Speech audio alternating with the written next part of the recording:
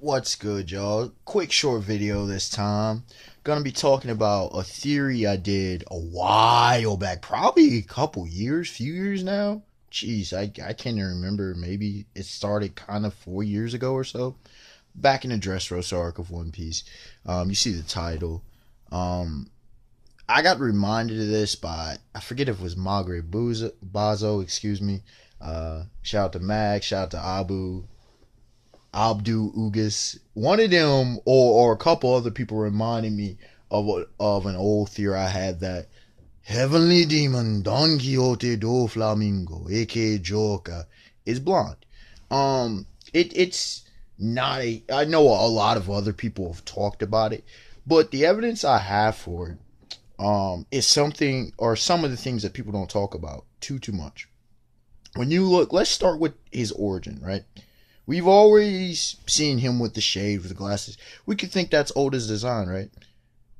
You look at everything that has transpired from his childhood. He always was wearing sunglasses. Always.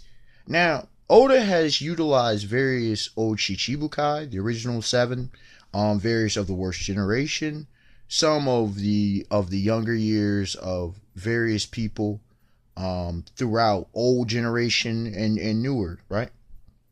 We've seen changes in design, changes in physical appearance, everything. We have never seen a more, you can say, consistent. I mean, Hawkeye's, he will, I mean, people are going to look like they look.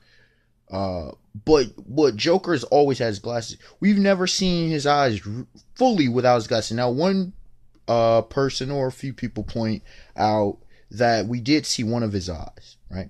But just because you have your eyes open, you know, doesn't make you not blind. Now, some can say, well, Admiral Fujitoro Isho is blind, so why is that a big deal? You know, we have Zoro, he's lost 9. Why is it a big deal? Well, it's a big deal for a few reasons. It could Isho was blind out of choice. He stated that. We don't know his backstory. And in One Piece, come on, just tragic, dark. We already know how the usual trends of One Piece backstories go. So he saw some stuff he didn't like. Joker being blind from birth, that holds a few repercussions. Number one, he was a celestial dragon. So they were wealthy enough to that it didn't matter. It would also explain, you would think his observation haki would be greater, but not necessarily. He's always been blind. You would think it makes some of his insane capabilities and movements so outrageous because he is one of the most agile, reactive fighters in the entire series. You need extreme speed to compete with this man. And maybe he does have decent, not the greatest of observation haki, but decent enough that he can sense other people while in combat. We don't really ever see him utilize observation haki, and maybe it's because it becomes more innately because of his blindness. We never see this man without shades. Why did Oda had the perfect time to show this man after Luffy defeated him on Dressrosa. We never see this man's eyes. Oda doesn't do those kind of things but intentionally. Maybe we'll never know. Maybe we will. But you also look at the evidence. He shot up Law multiple times. Now, you could say the first time he was missing Law's vitals because he still wanted the surgery. And you could say, well, Law switched out the other guy the other time. Bro, how do you miss at point blank that much? Law even stated he missed all of my vitals. How the hell did he miss all of Law's vitals? He was point blank range, bro. You talking about a man who can use so many things with his devil fruit.